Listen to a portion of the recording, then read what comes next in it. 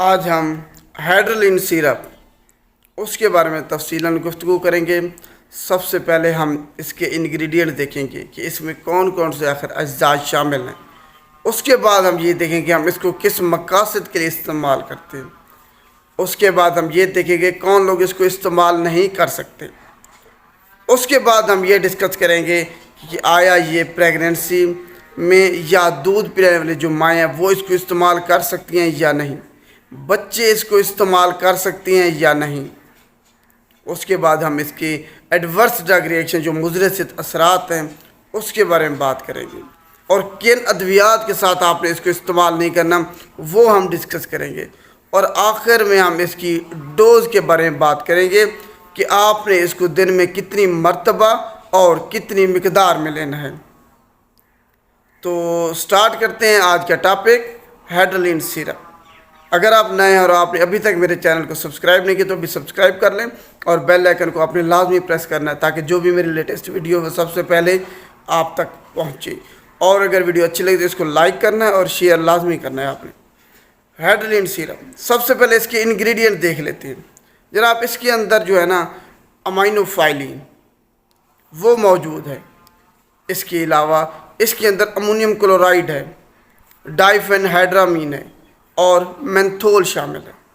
Aminophylline जो है वो इसके अंदर 32 मिलीग्राम है, 32 मिलीग्राम। और जो मेंथोल है इसके अंदर वो है 0.98 मिलीग्राम, 0.98 मिलीग्राम। इसके अलावा डाइफिन जो हाइड्रामीन है वो इसके अंदर 8 मिलीग्राम है और अमोनियम जो क्लोराइड है इसके अंदर वो है 30 मिलीग्राम। तो ये इसकी कंपोजिशन हो गई कि इसके अंदर हाइड्रोलिन सिरप के अंदर ये अज़्ज़ा शामिल हैं। अब देखते हैं कि हम इसको आखिर किस मकासद के लिए आखिर इस्तेमाल करते हैं। जनाब, अगर आपको खांसी है, सांस की तकलीफ़ है, सांस आपका मुश्किल से आ रहा है, आपकी जो है ना जिसको शार्टनेस कहते हैं आप ब्रीथ, वो है, आपको एलर्जी है, आपको बलगम आ रहा है खांसी में से, तो उस मकासद के लिए हम इसको इस्तेमाल करते हैं। खांसी या सांस की जो भी प्रॉब्लम है आपको उसको ख़त्म करने के लिए हम हाइड्रोलिन सिरप इस्तेमाल करते हैं। इरिटेशन आपको है, गले में ख़राश है, सांस की नाली में कोई प्रॉब्लम है, तो हर किस्म की जो है ना सांस की बीमारियों के लिए हम इसको हाइड्रोलिन सिरप को इस्तेमाल करते हैं। तो ये हो गया इसके बेनिफिट, यूजेस, फ़वाइद। अब देखते हैं कि कौन लोग इसको इस्तेमाल नहीं कर सकते। जनाब, जिनको एलर्जी है वो इसको इस्तेमाल नहीं कर सकते। जिनको हाइड्रोलिन सिरप से या इसके किसी कंपोजिशन से, इंग्रेडिएंट से एलर्जी है वो इसको इस्तेमाल नहीं कर सकते। जिनको जिगर के मसाइल हैं, जिनको गुर्दों के मसाइल हैं, वो लोग इसको इस्तेमाल नहीं कर सकते। बच्चे इसको बिल्कुल इस्तेमाल नहीं कर सकते जिनकी उम्र 2 साल से कम है। 2 साल से कम बच्चे हाइड्रोलिन सिरप को इस्तेमाल नहीं कर सकते। दूध पिलाने वाली माएँ वो इसको इस्तेमाल नहीं कर सकती क्योंकि ये दूध में इसकी मिकदार जाती है और फिर आपके बच्चे के लिए जो कि नुकसानदेह हो सकती है। तो जो दूध पिलाने वाली माएँ हैं वो इसको इस्तेमाल नहीं कर सकती। अगर फिजिशियन चाहे तो वो इसको इस्तेमाल कर सकता है, करा सकता है, ख़ुद इन्होंने इस्तेमाल नहीं करना। और जो प्रेगनेंसी में हामला ख़वातीन हैं वो भी इसको ख़ुद इस्तेमाल नहीं कर सकती, फिजिशियन के मशवरे से इस्तेमाल करना है। अगर फिजिशियन समझता है कि इसके फ़वाइद ज़्यादा है तो वो इसको इस्तेमाल करा सकता है। तो ये वो लोग हैं जो कि इसको इस्तेमाल नहीं कर सकते ख़ुद कभी भी। उन्होंने कोई भी मेडिसिन हो आपने कभी भी ख़ुद इस्तेमाल नहीं करनी, हमेशा फिजिशियन के मशवरे से इस्तेमाल करनी है। अब हम अलहदा जो इंग्रेडिएंट ऊपर बताए हैं उनकी हम बेनिफिट यूज़ देखते हैं आखिर किस मकासद के लिए ये इस्तेमाल किए जाते हैं। जनाब, सबसे पहले आ जाता है अमाइनोफाइलिन। अमाइनोफाइलिन एक ब्रोंकोडाइलेटर है, मतलब आपकी सांस की नाली अगर तंग हो गई है, सांस लेने में आपको मुश्किलात हो रही हैं, तब आप हाइड्रोलिन सिरप इस्तेमाल कर सकते हैं। अमाइनोफाइलिन आपकी जो नाली है उसको ये ओपन कर देता है, डायलेट कर देता है, जिसकी वजह से सांस आसानी के साथ आ जाता है। तो ये अमाइनोफाइलिन का ये काम है। मेंथोल हम खुशबू के लिए देते हैं, अरोमा के लिए। और दूसरा इसका ये काम है कि ये जनाब सांस की नाली में अगर इरिटेशन हो रही है तो इस उस जगह को जाके ये थोड़ी देर के लिए सुन्न कर देती है, नम कर देती है जिसकी वजह से आपको थोड़ा सा आप रिलैक्स हो जाते हैं, आपको जो सांस है वो आसानी के साथ आता है और जो इरिटेशन हो रही थी, खराश हो रही थी गले की, वो ख़त्म हो जाती है। इसी वजह से हम इसको लुसेंजेस में और ये खांसी वाले सिरप जो कफ सिरप हैं इनमें इस्तेमाल करते हैं मेंथोल को। तो मेंथोल का ये काम हो गया। अब देखते हैं कि डाइफिनहाइड्रामीन आखिर क्या चीज़ है। जनाब डाइफिनहाइड्रामीन एक एंटी हिस्टामीन है।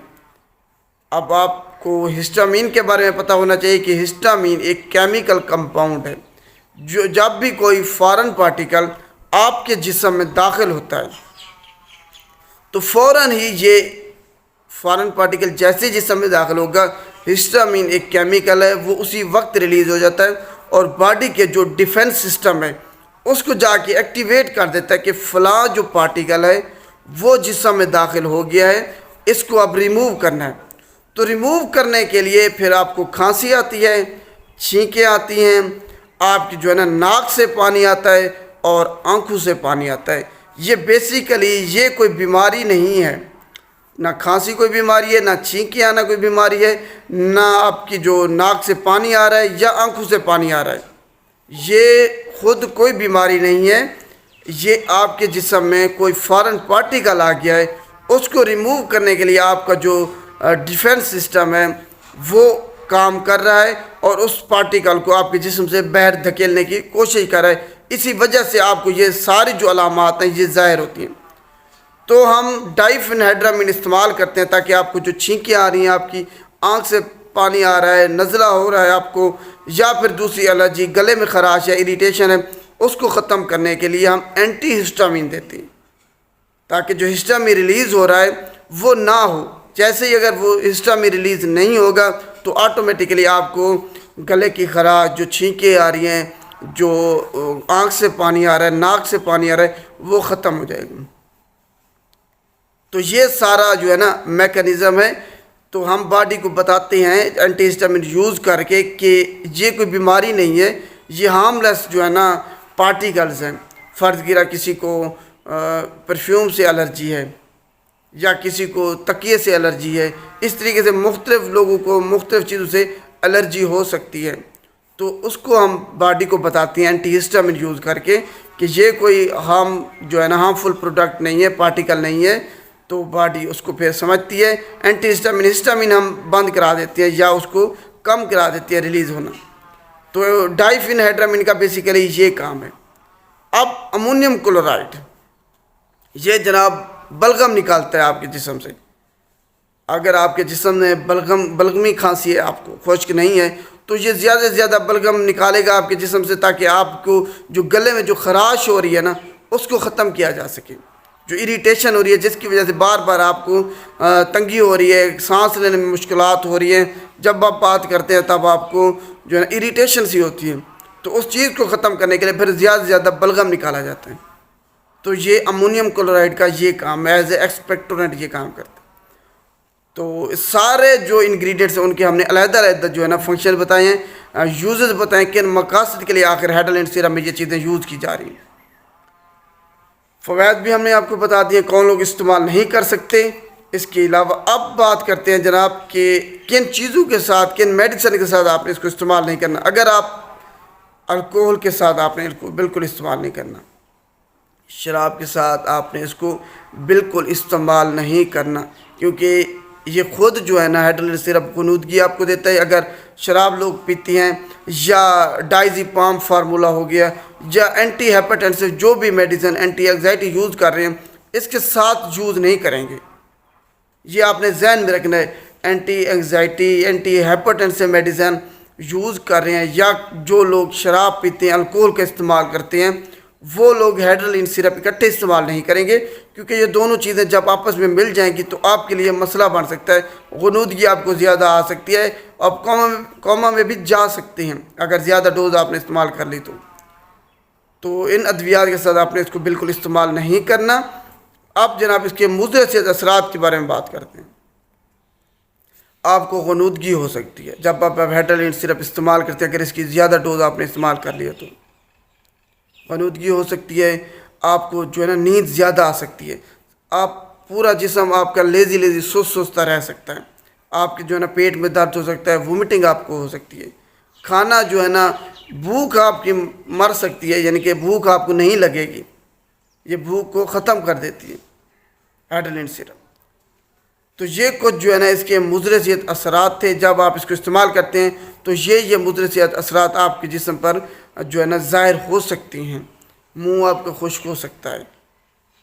अब बात करते हैं आखिर में हम कि जनाब डोज़ इसकी क्या होनी चाहिए। आखिर उम्र के हिसाब से हमने इसको दिन में कितनी मरतबा और कितनी मिकदार में इस्तेमाल करना है। सबसे पहले हम 2 से जो 6 साल जिनकी उम्र है, जो बच्चे हैं, वो जनाब 1/4 से लेकर आधा चम्मच चाय वाला चम्मच उन्होंने इस्तेमाल करना है। 1/4 से लेकर आधा चाय वाला चम्मच हर 4 से 6 घंटे के बाद, यानी दिन में 3 से 4 मरतबा तकरीबन उन्होंने इस्तेमाल करना है। 1/4 से आधा चाय वाला चम्मच। अब बात करते हैं कि जिनकी उम्र 7 से लेकर 12 साल के दरमियान है, 7 से लेकर 12 साल के दरमियान जिनकी उम्र है, वो जनाब आधा चाय वाला चम्मच से लेके 1 चाय वाला चम्मच दिन में 3 से 4 मरतबा या हर 4 से 6 घंटे के बाद इस्तेमाल कर सकते हैं।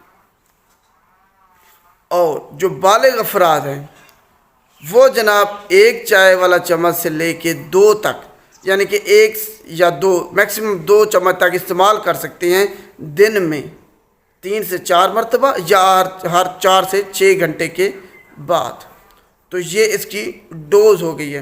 और ख़ुद आपने इस्तेमाल नहीं करना, हमेशा फिजिशियन के मशवरे से इस्तेमाल करना है। अगर आपको कोई बीमारी है तब आपने हमेशा जो प्रिस्क्रिप्शन है वो सरकारी हस्पताल जाया करें, आपके अपने हस्पताल हैं। अगर आपको हेड्रोलिन सिरप के बारे में समझ आ गई हो, किस मकासद के लिए इस्तेमाल करता है, हर इंग्रेडिएंट का फ़ायदा क्या है और कौन लोग इसको इस्तेमाल नहीं कर सकते, इसकी डोज़ कितनी होनी चाहिए, आपको आज तक किसी ने नहीं बताया होगा। अगर आपको वीडियो अच्छी लगे तब आपने इसको लाइक करना है, लाइक आपने लाजमी करना है और शेयर भी करना है, ताकि सब लोगों तक ये वीडियो जो है उनको पता चल सके हेड्रोलिन सिरप की तफसीलात के बारे में। शुक्रिया।